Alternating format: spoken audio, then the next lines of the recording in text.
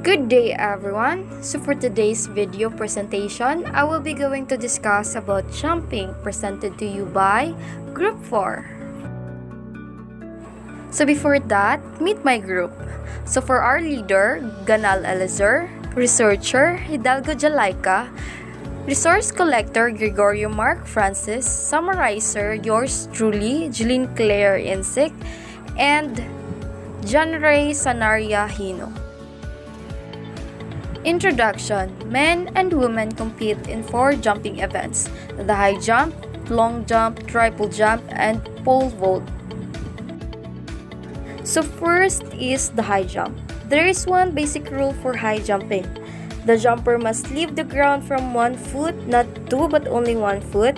The object is to clear a thin bar perched atop 2 standards, and the jumper remains in the competition as long as he does not have 3 consecutive misses. Jumpers may enter the competition at any height above the minimum height and are allowed to pass any height as the bar is raised to new levels. Inflated or foam rubber landing pits have a place, dirt and sawdust pits. The modern pits are of value because jumpers often land on the back of the shoulders and neck. So, for you to understand more, here are the examples of what I've said earlier, that one basic rule in high jumping. As what you have seen, the jumper take off his 1 foot before he jump to the bar, because the rule in high jumping is you can only take off your 1 foot and not 2 foot. And also when the jumper hit the bar, it will not be counted because there are only 3 attempts every jumper can have, so that they can still remain in competition. Jumping styles evolved in the 20th century with techniques called the scissors, eastern cutoff, western roll, and straddle or belly roll, preceding the Fosbury flop. Named for its inventor, Dick Fosbury, the 1968 Olympic champion, the flop evolves and approach from almost straight ahead, then twisting and take off and going overhead first with the back to the bar.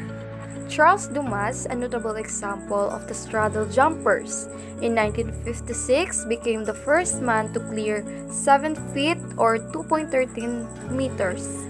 Valerie Brumil held the high jump record for 10 years using the straddle jump.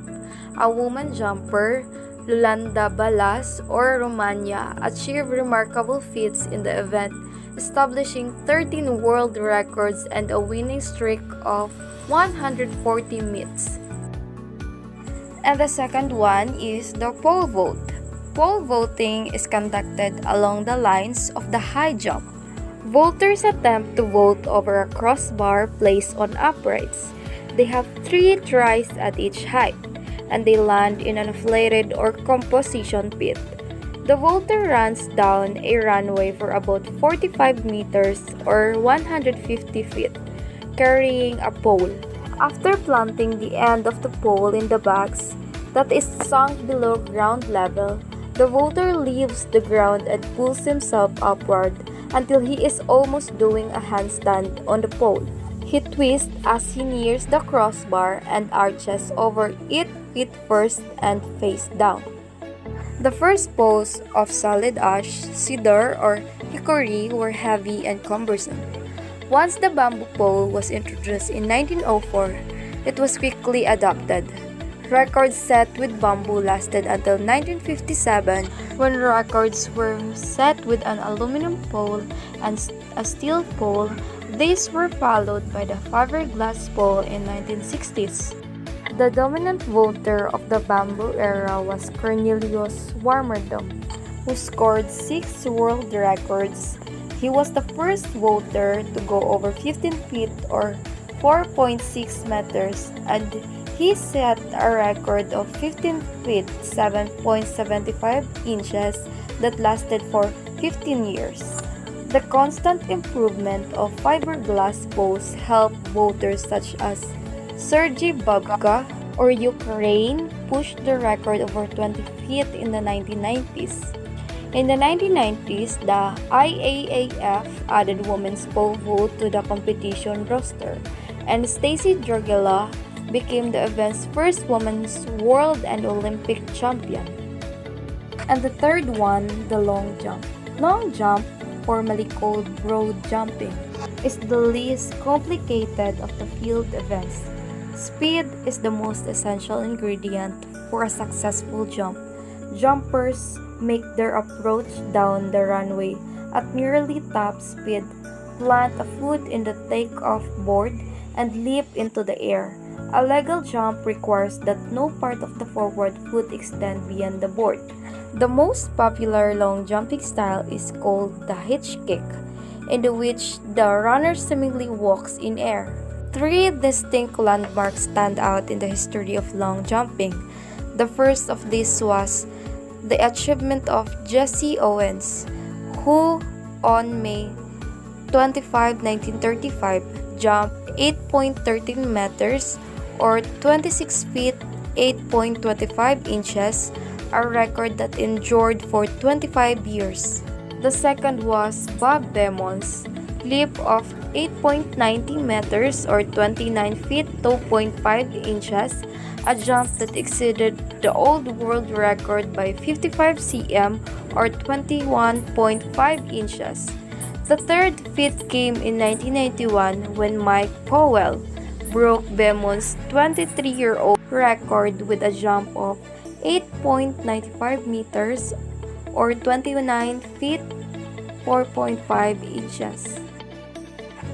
So as what you have seen, these are the pictures of Bob Beamon breaking the world record in the long jump at 8.90 meters or 29.2 feet during the 1968 Olympic Games in Mexico City. Notable among the women jumpers are Heike Drexler, Germany, and Jackie Joyner Kersey, US, both of whom leap over 7 meters or 23 feet. And the last one, the triple jump, once known as the hop, step, and jump. The triple jump includes 3 distinct segments of action. The jumper comes down the runway and bounces off a take-off board, similar in a style to but a little slower than long jumpers. The first segment involves the jumper executing a hop by landing on the same foot from which he took off.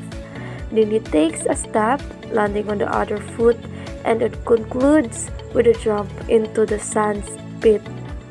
Among the outstanding competitors, Adhemar da Silva or Brazil won 2 Olympics and set 5 world records. Joseph Schmick, Poland, also a 2-time Olympic champion, set a record in 1960 of 17.3 meters or 55 feet 10.5 inches and was the first to go over the 17-meter barrier.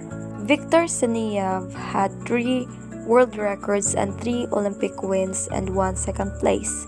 Women began competing in the triple jump in the mid-1980s.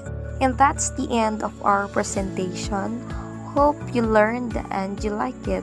Thank you.